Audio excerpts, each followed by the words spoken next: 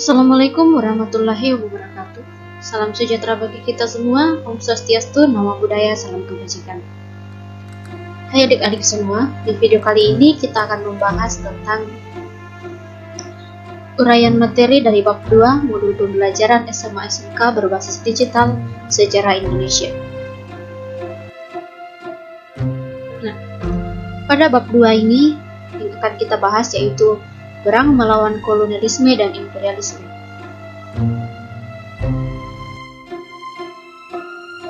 Adapun peta konsep yaitu perang melawan kolonialisme dan imperialisme yang terbagi dari dua kegiatan pembelajaran.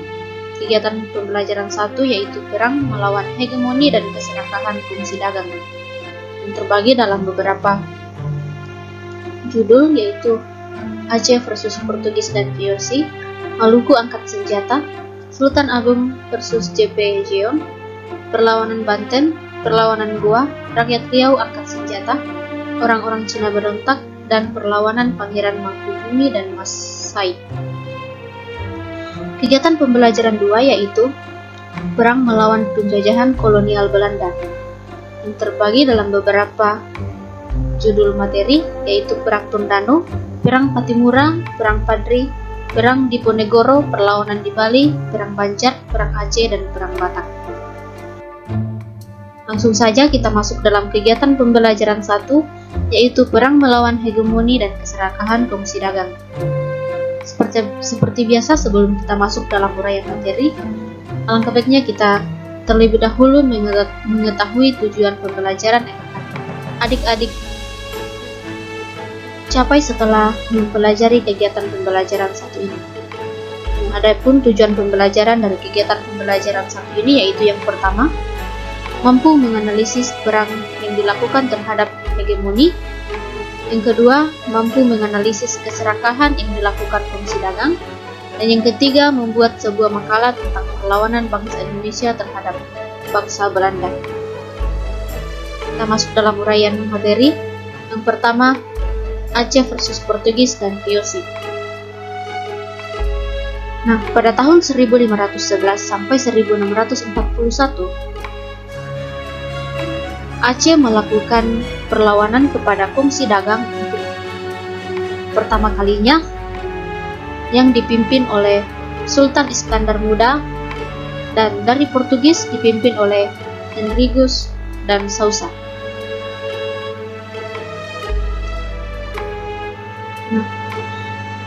Perlawanan ini dilatar belakangi oleh kecemburuan bangsa Portugis kepada Aceh karena Aceh sangat berkembang pesat dan menjadi pusat perdagangan. Sini kita dapat lihat ini adalah Sultan Iskandar Muda, yaitu pemimpin terbesar Kesultanan Aceh Darussalam. Kemudian ini adalah gambar atau ilustrasi dari Perang Aceh yang terjadi pada tahun 1511 sampai 1641.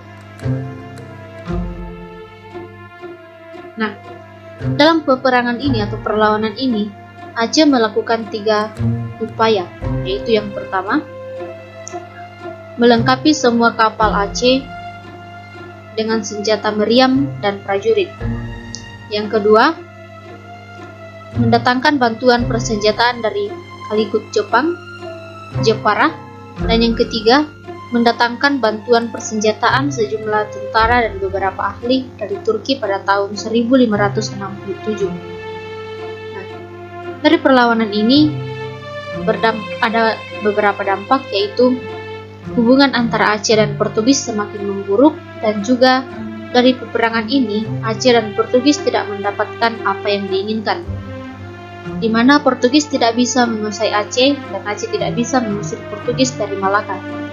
Hingga pada akhirnya Portugis dapat meninggalkan Malaka karena VOC datang dan mengusir orang-orang Portugis dari Malaka.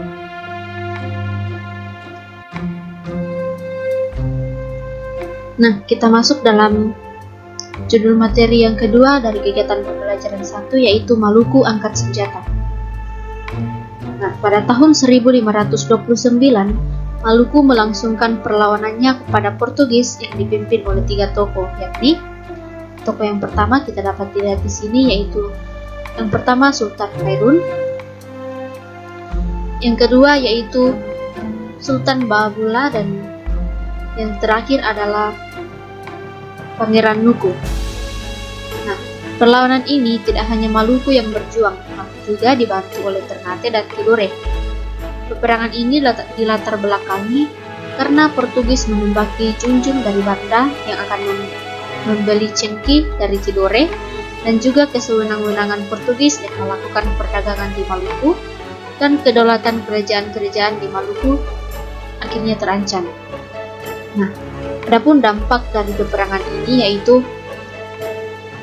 terbentuknya kebijakan monopoli rempah-rempah yang disertai dengan pelayaran koni dan terbunuhnya Sultan Khairun. Jadi dalam peperangan ini Sultan Khairun terbunuh oleh bangsa Portugis. Kita masuk dalam judul materi yang ketiga yaitu Sultan Agung versus J.P. Coen.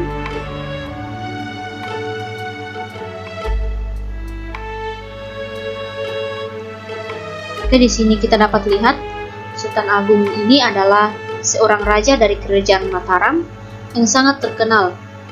Ia sangat tidak suka kepada bangsa asing yang datang ke Nusantara dan mengambil rempah-rempah untuk diperjualbelikan. Sehingga Sultan Agung ini sangat menentang kedatangan VOC di Pulau Jawa dan juga tindakan VOC yang melakukan monopoli perdagangan dan membuat pribumi mundur dan rakyat sangat menderita. Nah, tak hanya Sultan Agung yang melakukan perlawanan ini, namun juga ada 5 tokoh di sini kita dapat lihat, yaitu yang pertama Tewa Reksa, kedua Kiai Dipati Mandurarejo, ketiga Dipati Ukur, keempat T. Siranganu, dan yang kelima Kiai Dipati Jumina. Nah, kelima tokoh ini juga melakukan perlawanan kepada J.P. Coen atau kepada VOC sebagai pemimpin VOC waktu itu. Nah, upaya-upaya yang dilakukan oleh Mataram dan Sultan Agung dalam membangun pos-pos pertahanan dan meningkatkan jumlah kapal dan senjata. Dari peperangan ini, dampak yang dihasilkan yaitu Tumenggung Baureksa gugur, pasukan Mataram semakin lemah dan ditarik kembali ke Mataram, dan VOC semakin berambisi untuk terus melakukan monopoli dan memperluas pengaruhnya di segala daerah kekuasaannya. Kita masuk dalam judul materi yang keempat yaitu perlawanan Banten.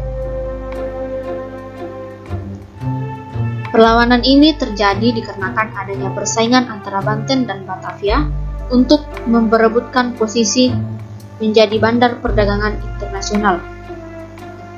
Perlawanan ini dipimpin oleh Pangeran Surya yang memiliki gelar Sultan Abu Alfat atau yang sering dikenal dengan Sultan Ageng Tritayasa. Di sini kita dapat melihat gambar dari Sultan Ageng Tritayasa. Nah, dalam peperangan ini Banten melakukan upaya kerjasama dengan negara-negara Asia. Sedangkan dari pihak VOC, mereka memblokade kapal-kapal agar tidak meneruskan pelayarannya ke Banten. Nah, karena VOC melakukan pemblokan kapal-kapal yang meneruskan pelayaran ke Banten, akhirnya rakyat Banten ini melakukan perusakan terhadap kebun milik VOC, sehingga VOC membangun benteng pertahanan yang diberi nama Norwich. Nah, adapun dampak dari perang ini adalah Sultan Ageng berhasil ditangkap oleh VOC pada tahun 1683 dan meninggal pada tahun 1692. Kita masuk dalam judul materi yang kelima yaitu perlawanan Goa. Nah, mungkin adik-adik sudah tidak asing lagi dengan nama ini yaitu Sultan Hasanuddin. Nah, seorang Sultan Hasanuddin ini merupakan pahlawan bangsa yang merupakan pemimpin dari kerajaan Goa yang terletak di Makassar, tepatnya di Kepulauan Sumba Opu, yang merupakan pelabuhan yang dihuni oleh banyak bangsa asing. Nah, kerajaan Goa ini, khususnya di pelabuhan Sumba Opu, merupakan tempat yang strategis untuk jalur perdagangan internasional. Itulah mengapa pelabuhan Sumba Opu ini atau kerajaan Goa banyak dihuni oleh bangsa asing. Nah, dengan keadaan Sumba Opu ini yang menjadi tempat strategis untuk jalur perdagangan internasional, maka VOC ini berusaha keras untuk bisa mengendalikan kerajaan Goa, yang membuat pemimpin dari kerajaan Goa ini atau Sultan Hasanuddin melakukan perlawanan kepada VOC karena VOC menculik beberapa bangsawan Goa dan beberapa korban berjatuhan sehingga menimbulkan kemarahan oleh orang-orang Makassar. Nah, adapun upaya yang dilakukan dalam perang ini adalah VOC melakukan blokade terhadap pelabuhan Sumba Opu, namun gagal karena perahu-perahu Makassar yang memiliki ukuran kecil lebih lincah di pulau-pulau yang ada. Dari sini kita dapat ambil pelajaran bahwa tidak semua orang yang berkuasa atau orang yang kuat dapat mengalahkan orang yang kecil atau orang yang di bawah. Nah, dalam perang ini membawa beberapa dampak, yaitu adanya perjanjian Bungaya yang ditandatangani pada tanggal 18 November 1667 yang isinya antara lain yaitu Goa harus mengakui hak monopoli VOC, semua orang barat kecuali Belanda harus meninggalkan wilayah Goa, Goa harus membayar biaya perang, semua benteng harus dihancurkan kecuali satu benteng ujung pandang yang kemudian diganti dengan nama Benteng Rotterdam, dan sampai saat ini masih ada di kota Makassar. Nah, dan Benteng Rotterdam ini juga merupakan peninggalan dari perang ini.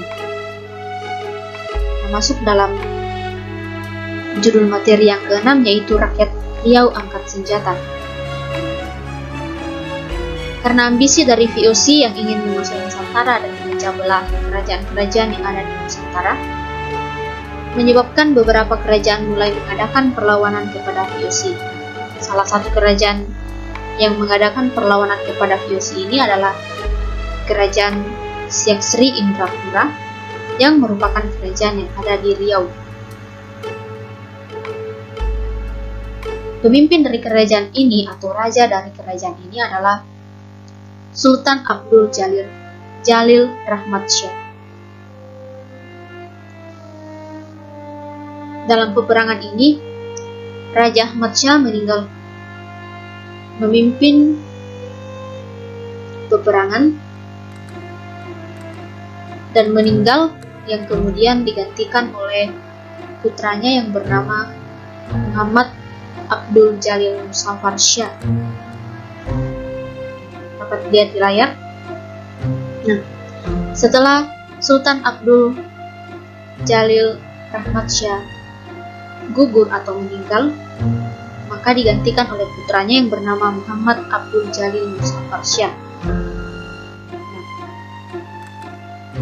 Cara yang ditempuh untuk melawan VOC ini adalah membuat benteng pertahanan di sepanjang jalur yang menghubungkan Sungai Indragiri, Kampar sampai Pulau Buntung yang berada di muara Sungai Siak. Pasukan Siak ini pada akhirnya sulit untuk melawan pasukan VOC dan memilih untuk mundur.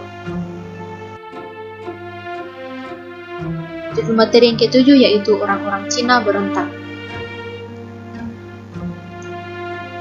Orang-orang Cina ini sejak abad ke-5 sudah mengadakan hubungan dagang kepada orang Jawa di Nusantara.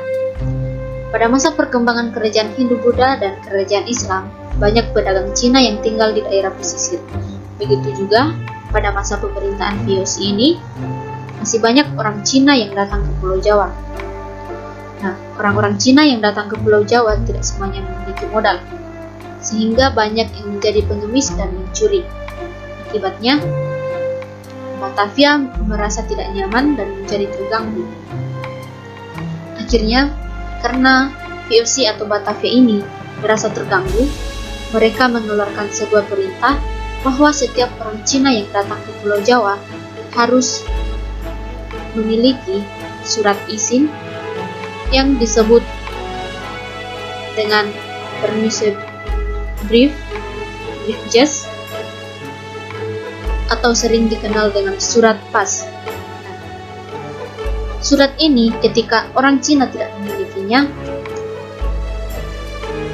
maka akan ditangkap dan dipekerjakan di Sri Lanka di kebun milik VOC atau dikembalikan ke Cina.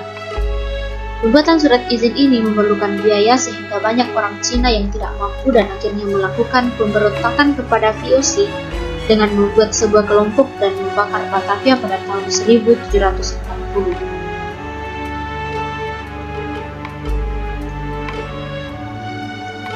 Nah, di sini dapat kita lihat ilustrasi dari pemberontakan orang-orang Cina pada tahun 1740. Nah, ini adalah ilustrasi orang Cina dibantai oleh VOC karena melakukan pemberontakan kepada VOC. Nah, ada beberapa dari mereka yang berhasil lolos dan melakukan pemberontakan di berbagai daerah, contohnya di Jawa Tengah. Salah satu tokohnya yang berhasil lolos dan melakukan pemberontakan di Jawa Tengah adalah Oi Panko atau Ke. Dan pada tahun 1741, benteng VOC di Kartasura diserang dan banyak korban yang berjatuhan. Kemudian VOC semakin memperkuat kekuatan tentara dan persenjataan mereka, dan satu demi satu pemberontakan orang Cina dapat dipadamkan. Kita masuk dalam judul materi terakhir dari kegiatan pembelajaran satu ini, yaitu Perlawanan Pangeran Mangkubuwana dan Mas Said. Perlawanan ini terjadi berlangsung selama 20 tahun yang terjadi di Pulau Jawa yang diprakarsai oleh Raden Mas Said, Pangeran Mangkubumi, dan perang ini dilatar belakangi karena campur tangan VOC dalam urusan internal Mataram, sikap Pakubuwono II yang sewenang-wenang terhadap bangsawan Mataram dan tunduk terhadap VOC, dan keinginan Mas Said dan Pangeran Mangkubumi untuk mengambil hak atas kekuasaan beberapa daerah Mataram. Nah, Pakubuwana II ini tunduk kepada VOC dan melakukan hal yang sewenang-wenang kepada bangsawan Mataram, sehingga Mas Said dan Pangeran Mangkubumi tidak suka dengan sikap yang dilakukan oleh Pakubuwana II ini. Nah, dalam perlawanan ini terdapat dua perjanjian yang dibuat, yaitu Perjanjian Tianti dan Perjanjian Salatiga.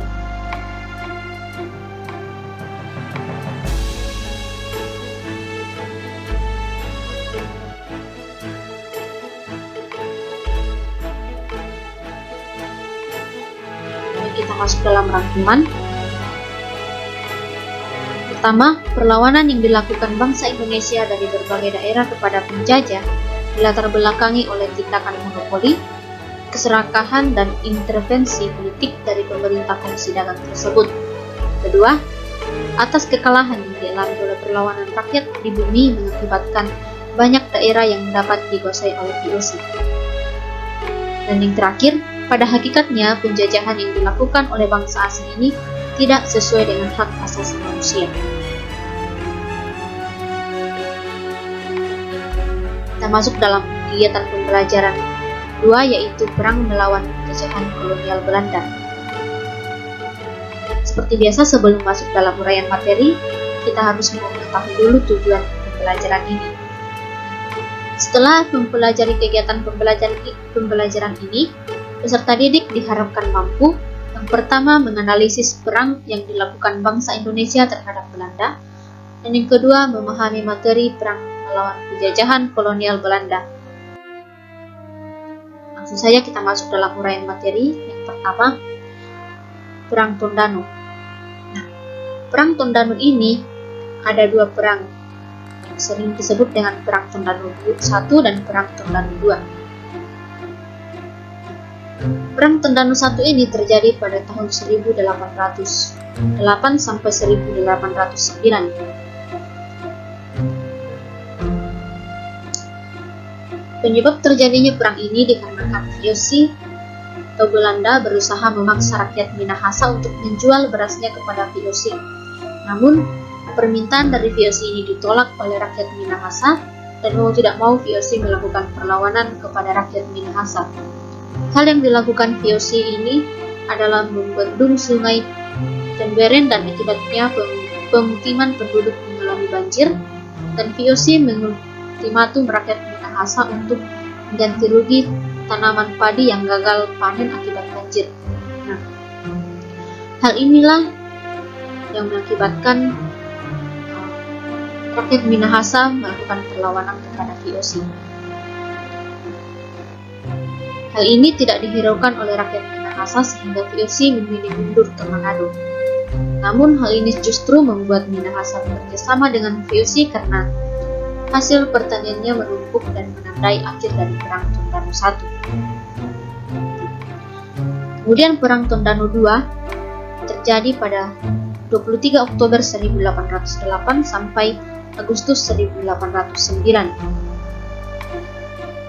Perang ini terjadi pada masa pemerintahan Dangles yang memiliki kebijakan untuk merekrut pasukan dari kalangan pribumi, yaitu dari suku Madura, Dayak, dan Minahasa. Dalam suasana kepenatan dan kekurangan bahan makanan, banyak yang memihak kepada Belanda. Namun karena kekuatan yang ada pada para pejuang Tondano terus melakukan perlawanan. Namun pada akhirnya pada tanggal 4-5 Agustus 1809, benteng pertahanan Moraya milik para pejuang Tondano hancur bersama rakyatnya. Para pejuang memilih mati daripada menyerah, dan akhirnya tanah Minahasa kehilangan kemerdekaannya dan jatuh ke tangan Hindia Belanda.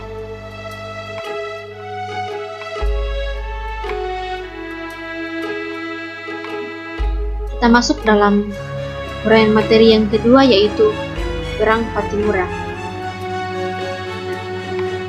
Adik-adik dapat melihat di sini, ini adalah gambar dari Kapiten Patimura, dan pasti adik-adik sudah tidak asing lagi dengan gambar yang ada di layar ini, karena kita sering menjumpai dalam kehidupan sehari-hari kita, karena gambar dari Kapiten Patimura ini terdapat pada uang Rp1.000 yang kita selalu temui pada kehidupan sehari-hari kita.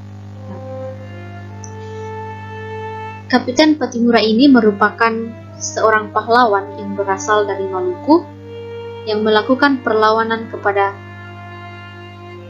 Belanda pada tahun 1817. Perlawanan ini dilakukan dikarenakan rakyat Maluku tidak mendapatkan keuntungan dari pemerintah Belanda, namun justru mereka semakin menderita dengan adanya berbagai kebijakan seperti pajak penyerahan wajib dan kontingenten. Nah, Patimura ini dalam perlawanannya dibantu oleh Philips Latumahina dan Lucas Celano.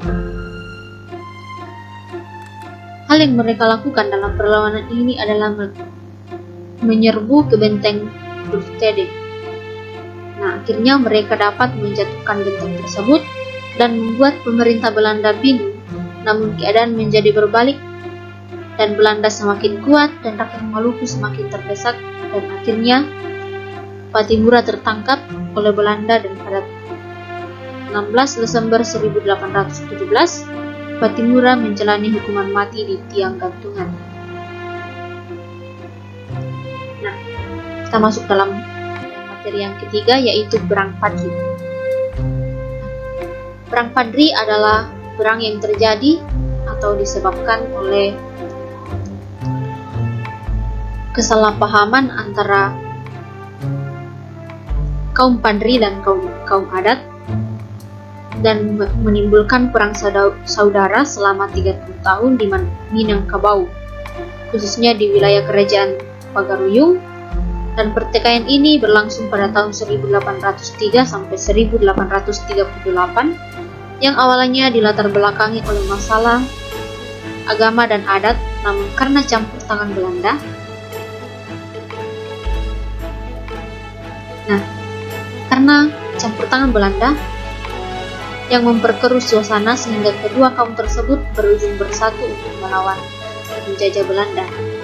Nah, awal mula keterlibatan Belanda ini adalah pada tahun 1822 yang dipimpin oleh Letnan Kolonel Graaf mengusir Padri dari kerajaan Pagaruyung, dan pasukan Belanda terus bergerak melawan, namun dihadang oleh kompadri dan terjadi pertempuran baso yang mengakibatkan Kapten Govinet dari Belanda tewas.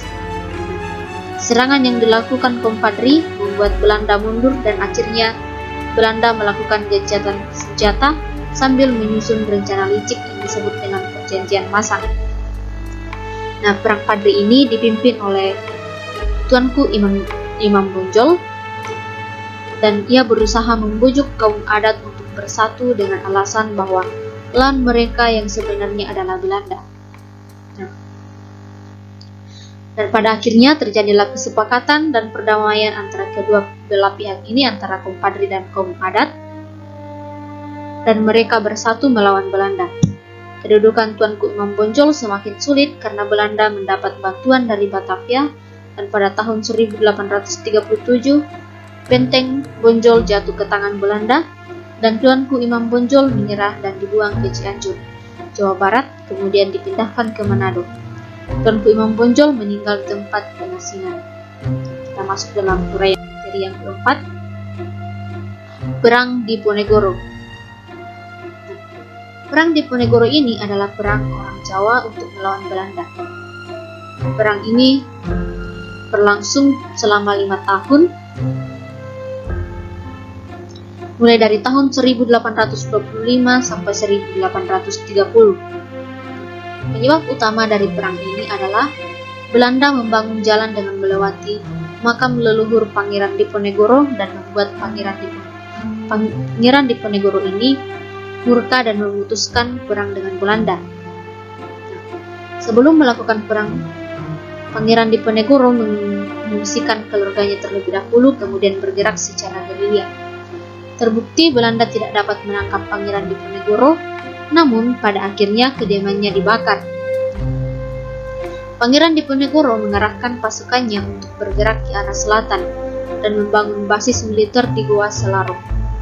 Strategi gerilya yang dipakai oleh Pangeran Diponegoro berhasil mengunci Belanda dan membuatnya sulit tertangkap. Pada tahun 1827, Belanda menyerang pasukan Diponegoro dengan sistem benteng dan membuat pasukan Diponegoro terjepit. Mereka berhasil menangkap Diponegoro bersama pasukannya di Magelang dan membuat Pangeran Diponegoro menyerang dan ditangkap, kemudian diasingkan ke Manado, lalu dipindahkan ke Makassar dan wafat di Benteng Rotterdam pada 8 Januari 1855.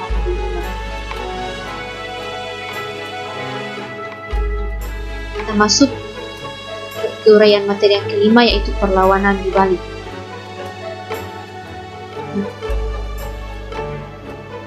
Perang Bali terhadap Belanda terjadi sekitar abad ke-19. Perang Bali ini terdapat dua perang, yaitu Perang Puputan dan Perang Puputan Badung. Perang ini biasa disebut dengan Perang Puputan atau Perang hingga titik darah penghabisan. Perang Puputan. Nah, Perang Puputan ini terjadi di Pantai Buleleng, Bali, yang terjadi karena Belanda ingin menghapus hak tawan karang yang sudah menjadi tradisi turun-temurun di Bali. Hak ini merupakan hak Raja Bali untuk merampas perahu yang terdampar di pantai wilayah kekuasaannya.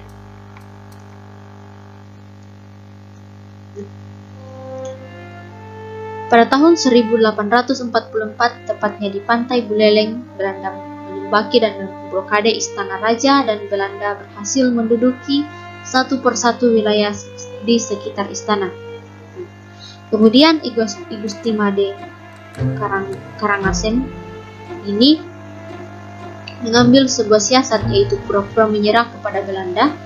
Kemudian ia melanjutkan perlawanannya dengan cara memindahkan tempat perlawanannya ke daerah yang berpusat di Jagaraga, sehingga Belanda mendatangkan pasukan yang besar-besaran dan menembaki benteng Jagaraga dengan meriam dan memakan banyak korban.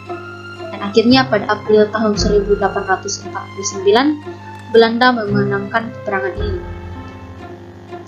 Kemudian pada tahun 1904, kembali terjadi perang yang disebut Perang Hutan Badung, yang dipimpin oleh I Gusti Ngurah Made Agung atau Raja Badung. Perang ini dikarenakan Belanda salah paham terhadap penduduk yang ada di sekitar pantai Sanur yang ingin menjara muatan kapal. Belanda menuntut Raja Badung untuk membayar 3.000 ringgit, namun ditolak dan akhirnya Belanda melakukan serangan militer dan mengakibatkan Raja Badung tewas dalam peperangan ini, dan Belanda akhirnya kembali berhasil dalam perang ini. Nah, kita masuk dalam uraian materi yang ke-6, yaitu Perang Banjar.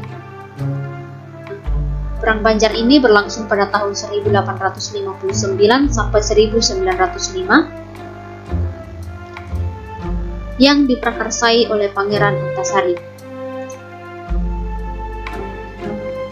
Ini adalah gambar dari Pangeran Antasari.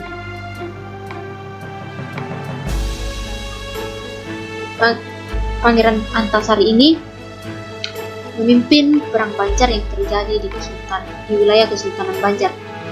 Adapun latar belakang dari Perang Banjar ini adalah rakyat menjadi sasaran eksploitasi dari Belanda dan Kesultanan Banjar. Kemudian memunculkan konflik perebutan tahta Kesultanan Banjar akibat intervensi Belanda, dan sikap sewenang-wenang dari Tamidila yang ditunjuk Belanda sebagai Sultan Banjar. Dalam perang ini, Pangeran Antasari dibantu oleh Pangeran Hidayatullah II. Pangeran Antasari dalam serangannya ke Belanda berhasil melumpuhkan tentara Belanda, dan Pangeran Antasari bersama pasukannya berhasil menguasai tambang batu bara di Bengaron. Atas kemenangan yang didapatkan oleh Pangeran Antasari, Belanda akhirnya membalas dengan cara menyuruh Pangeran Hidayatullah II untuk keluar dari persembunyiannya karena keluarganya ditawan oleh Belanda. Nah, dengan terpaksa Pangeran Hidayatullah keluar dari tempat persembunyiannya untuk menyelamatkan keluarganya dan akhirnya ditangkap oleh Belanda dan diasingkan ke Cianjur. Namun Pangeran Antasari tetap melanjutkan perlawanannya hingga akhirnya beliau jatuh sakit dan mengidap penyakit paru-paru dan cacar. Dan kemudian pada Oktober 1862, Pangeran Antasari meninggal dunia dan meninggalkan pesan kepada pasukannya untuk terus berjuang hingga titik darah penghabisan. Wah, sungguh mengharukan ya sejarah-sejarah bangsa kita untuk memperebutkan kemerdekaan bangsa Indonesia. Nah, kita masuk dalam uraian materi yang ke-7, yaitu Perang Aceh.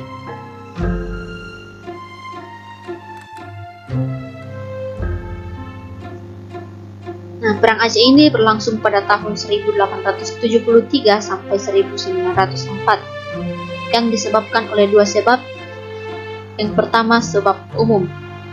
Sebab umumnya adalah Belanda ingin menetapkan pelaksanaan Pax Nederlandika. Aceh merupakan tempat yang strategis setelah dibukanya terusan Suez. Semakin berkembangnya imperialisme modern, politik ekspansi Belanda akibat Traktat Sumatera tahun 1871 yang berisikan tentang Inggris mengizinkan Belanda menguasai seluruh pulau Sumatera termasuk Aceh. Dan sebab khususnya adalah adanya tuntutan Belanda agar Aceh tidak berhubungan dengan pedagang lain selain Belanda. Dalam perang tersebut, Belanda berhasil dikalahkan oleh Aceh, sehingga Belanda kembali mengirimkan pasukan lagi dipimpin oleh Jenderal Van Swieten untuk menyerang Aceh dan akhirnya berhasil menduduki kota raja. Untuk mengetahui kelemahan Aceh, Belanda mengirimkan Dr. Snow Kurbrunch untuk menyelidiki tata negara Aceh, dan dari penelitiannya dapat diketahui kelemahan dari rakyat Aceh tersebut. Snow mengusulkan agar Van Hughes dikirimkan untuk melakukan serangan umum di Aceh. Nah, serangan umum ini dikenal dengan nama serangan Sapurata dari pasukan Marekrause atau Marsose yang beranggotakan orang Indonesia yang sudah dilatih oleh Belanda. Nah, dalam peperangan tersebut, Aceh berhasil dikuasai oleh Belanda dan membuat plakat pendek yang berisikan bahwa Kerajaan Aceh mengakui daerahnya sebagai bagian dari kekuasaan Belanda. Kerajaan Aceh berjanji tidak akan mengadakan hubungan dengan pemerintah asing dan Kerajaan Aceh berjanji akan menaati perintah yang diberikan oleh pemerintah Belanda. Dan pada tahun 1898, Teuku Umar gugur dalam pertempuran di Meulabo dan Sultan Aceh ditawan. Panglima Polim menyerah dan Cut Nyak tertangkap. Nah, ini adalah tokoh-tokoh dari perang Aceh. Ada Teuku Umar, Sultan Aceh, dan Panglima Polim. Kemudian ada Cut Nyak. Nah, kita masuk dalam uraian materi yang terakhir, yaitu Perang Batak. Nah, Perang Batak ini terjadi di Kerajaan Batak pada tahun 1879 hingga 1907. Nah, Perang Batak ini juga sering disebut dengan Perang Tapanuli, dan adapun pemimpin dari peperangan ini yaitu Raja Sisingamangaraja ke-12, dan penyebab dari peperangan ini yaitu pertama Raja Sisingamangaraja 12 ini tidak bersedia wilayah kerajaannya semakin diperkecil oleh Belanda. Kemudian dia menentang Raja Sisingamangaraja ini menentang Belanda yang ingin mewujudkan Pax Netherlandica. Sisingamangaraja menyerang kedudukan Belanda di daerah Tapanuli Utara yang berlangsung selama 7 tahun. Belanda mengerahkan pasukannya untuk menguasai pusat kekuasaan di Sisingamangaraja 12. Kemudian terjadilah pertempuran sengit di daerah Dairi sebelah barat Danau Toba. Akhir dari perang tersebut, Sisingamangaraja 12 berhasil ditangkap namun berhasil melarikan diri ke hutan Sim-Sim. Nah, dalam pertempurannya, pada tanggal 17 Juni 1907, Sisingamangaraja 12 gugur bersama seorang putrinya yang bernama Lapian dan 2 orang putranya yang bernama Patuan Nagari dan Patuan Anggi, serta pengikut-pengikutnya.